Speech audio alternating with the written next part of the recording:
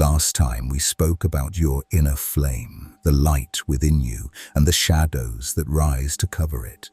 Today, I will guide you deeper toward understanding those shadows, toward seeing through the illusions that keep you from living in truth. And if you have the courage to look closely, you will learn to turn those shadows into fuel for your desires. Plato once spoke of a cave where people were chained, their eyes fixed only on the wall in front of them. Behind them, a fire burned, and all they saw were the shadows of passing figures. For them, the shadows were reality. They had never seen anything else. Most of us live this way. We mistake appearances for truth. We mistake roles for identity. We mistake the echoes of the world for the voice of the soul. Think about it. How much of your life has been shaped by illusions? Success defined by others. Desires handed down by society. Fears planted in childhood. Shadows projected on the wall, convincing you that this is all there is. But here is what many never realize.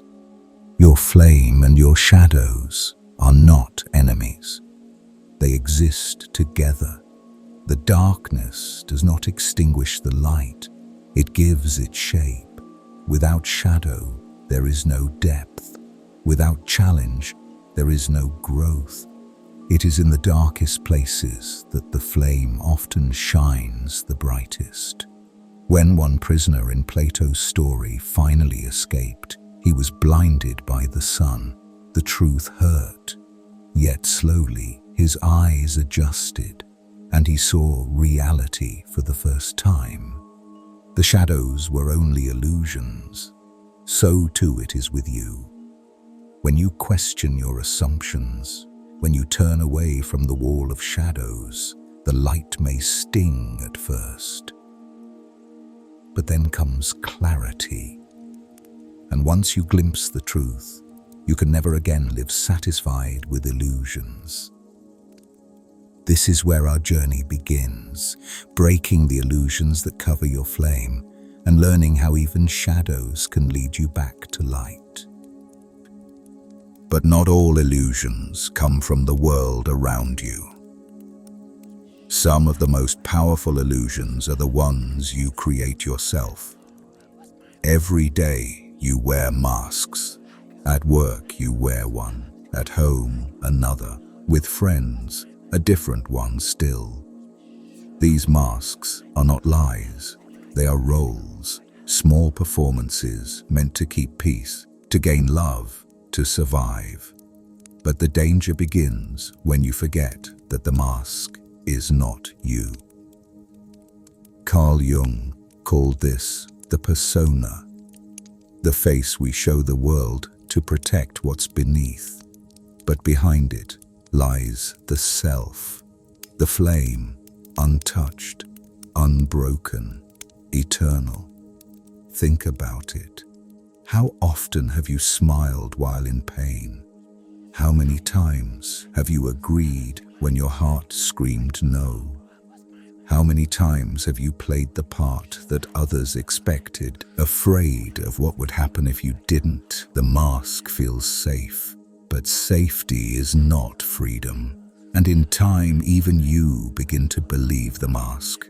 But the flame cannot be fooled. It waits patiently, whispering beneath every silence that you are more than what others see. To live only as your persona is to live half a life. The first act of truth is awareness. Ask yourself, what mask do I wear most often? What would remain if I set it down? Don't rush to answer. Sit with it. Listen. For the moment you see the mask, it begins to lose its power. You start to remember what you were before you learn to hide, and that is the beginning of freedom. Yet awareness alone is not enough, because beneath the mask lies something even deeper, the part of yourself you've buried, denied, or feared to face. And to see it clearly, you must stand before the mirror of your own soul. We have spoken of shadows and masks, but there is another illusion, more subtle, more dangerous, the illusion of control. How often do we torment ourselves trying to command what cannot be commanded? We want the world to obey our will. We want others to act as we desire. We want life to unfold according to our plans. And when it doesn't, we suffer. Epictetus wrote, "It's not what happens to you, but how you react to it that matters." Freedom begins there, in your reaction, not in the world. The universe will not bend for your comfort, but your mind can bend toward peace. Marcus Aurelius reminded himself, things cannot touch the soul. They stand outside, waiting. The Emperor of Rome knew that the world's noise ends where your soul begins. The psychologists of today call it the control fallacy. When you believe you can control everything, frustration consumes you. When you believe you control nothing, despair takes its place. But truth lies in balance. You cannot command the storm, but you can choose how to walk through it. Ask yourself, what am I trying to control that does not belong to me? Write it down, release it, then ask again, what can I control right now? Your breath, your choices, the way you tend your flame. And when you focus only on what is yours, the noise fades, the illusion of control breaks, and you discover the one truth no storm can take away. Freedom is not found in bending the world, but in mastering yourself. And yet, even when we see through this illusion, another rises, the illusion of desire, the endless chase for more. To break that one, we must return once more to the flame. Even when we free ourselves from the illusion of control, another illusion rises, quieter but far more seductive. It whispers through every dream, every promise, every heartbeat. If you only had more, then you would be complete. Desire, the endless chase for something just beyond reach. More wealth, more beauty, more love, more recognition. We climb endlessly, believing happiness waits at the summit. But each time we reach it, the mountain grows taller.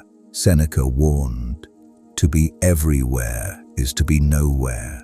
We scatter ourselves across desires, chasing many things yet belonging to none. We forget that peace is not found in having, but in being. Epictetus taught that pleasure itself is not evil, but its pursuit without measure becomes torment. When you desire what fades, you suffer its loss. When you desire what endures, you find peace.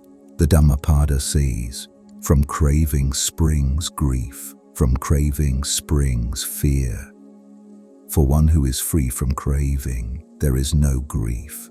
How could there be fear? Desire is the shadow of longing misdirected. It is the flame burning in the wrong direction, outward, not inward. Ask yourself, what am I chasing right now? Does it feed your flame or drown it in smoke? Write it down, see it clearly. For most desires are illusions, promises that vanish the moment you touch them.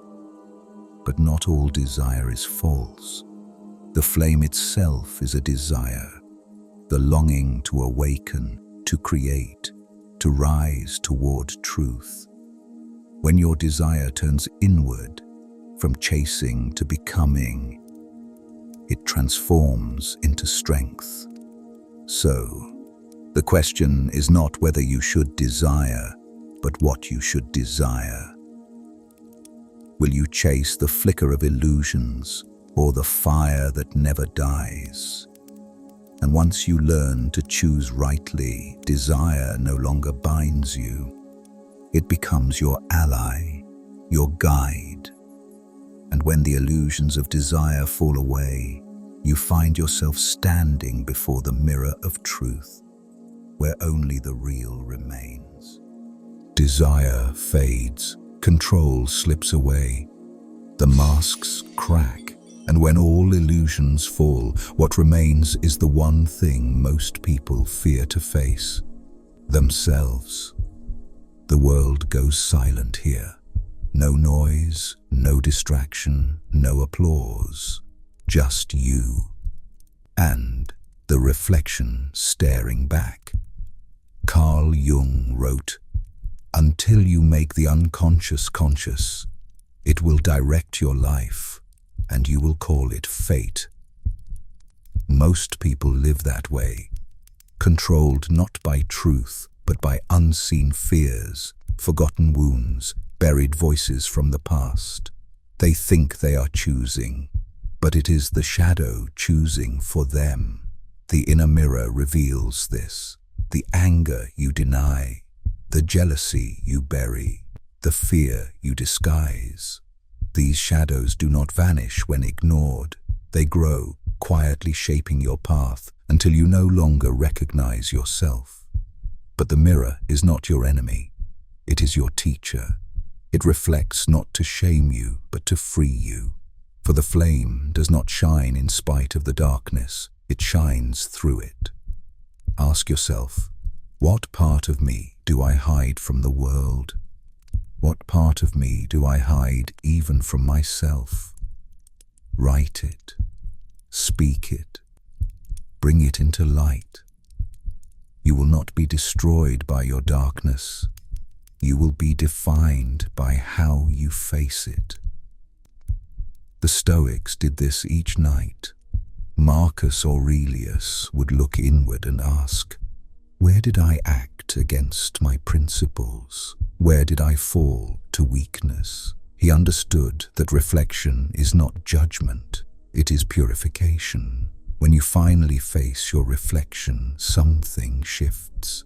You stop running, you stop pretending, you realize the mirror was never showing you your flaws, it was showing you the places where the light needed to enter. And once you dare to face that truth, the illusions can no longer hold you. The chains begin to break, and the flame, steady, patient, waiting, begins to rise.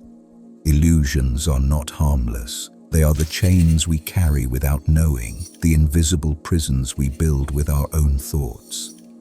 They sound like reason, but they are fear disguised as logic. They whisper, I cannot. It's too late. This is just who I am. And we believe them because we've heard them for so long. Psychologists call this learned helplessness. When the door is open, yet the mind still kneels inside the cage, a bird that has forgotten how to fly, a soul that has forgotten its wings. Robert Greene wrote that people are ruled not by truth, but by appearances, by the illusions of power, approval, and control. They kneel before illusions, never realizing that the throne they serve is empty. But the flame does not kneel. It cannot be chained. It waits beneath the weight of your fears, pressing outward, whispering, you are more than what you've been told. Epictetus was born a slave, yet he said, no man is free who is not master of himself. His body was bound, but his flame was not. Chains can bind the flesh, but never the soul. Ask yourself, what belief has held me captive the longest? Write it down. Look at it.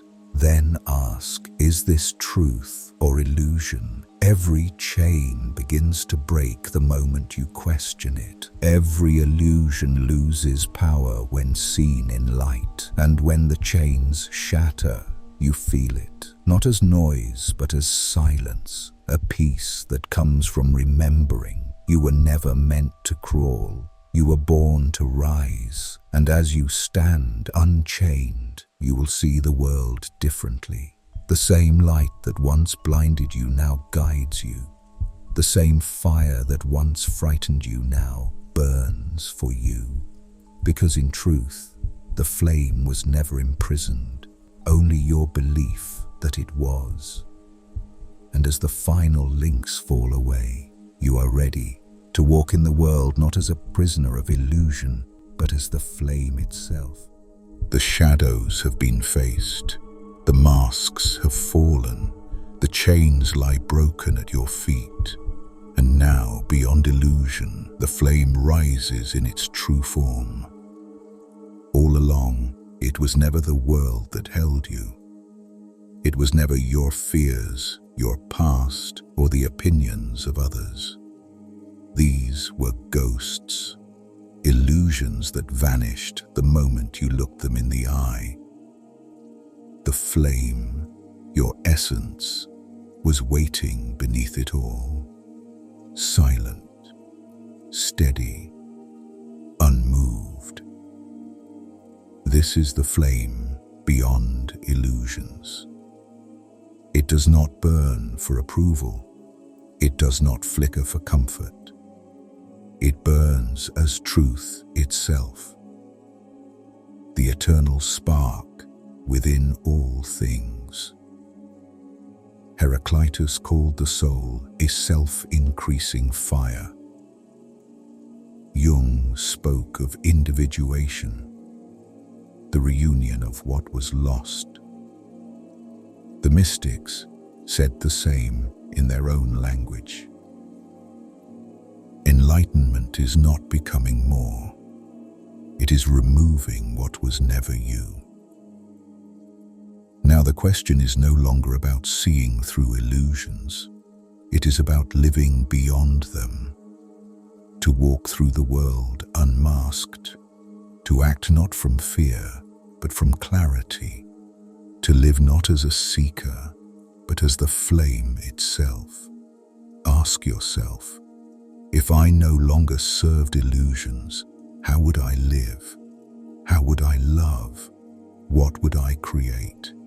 Let that question burn quietly within you, for it will guide you more surely than any rule, any teacher, any book. And when you live this way, when every step comes from the flame, something miraculous happens. Your life becomes a light for others, not by effort, not by words, but by presence. The flame within you awakens the flame in them, and slowly, the darkness that once ruled the world begins to fade. This is the gift of breaking illusions, not escape, but awakening, not separation, but unity, the realization that your flame is not yours alone. It is the same eternal fire that burns in every soul, every star, every heartbeat of existence.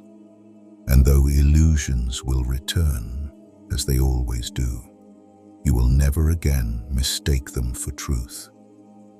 You will see them for what they are, smoke, and you will walk steady and bright as the fire itself, because the flame was never outside of you. It was you. It is you. It will always be you.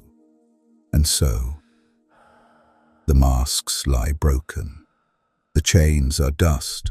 The shadows silent. I reach now, not with words, but with presence. And I take from you the last mask you still hold. The mask the world gave you. The mask you thought was you. And as I lift it away, what remains is not emptiness, but truth. Look, without the mask, you are not smaller. You are infinite. Without the ego, you are not lost. You are found. What you see now is the flame, unveiled, pure, eternal. Do not fear the silence that follows. Do not reach for another disguise. Breathe and feel what has always lived beneath. The flame is yours now. Walk with it, live by it, and let it burn eternal. You are free now, not because you changed, but because you remembered.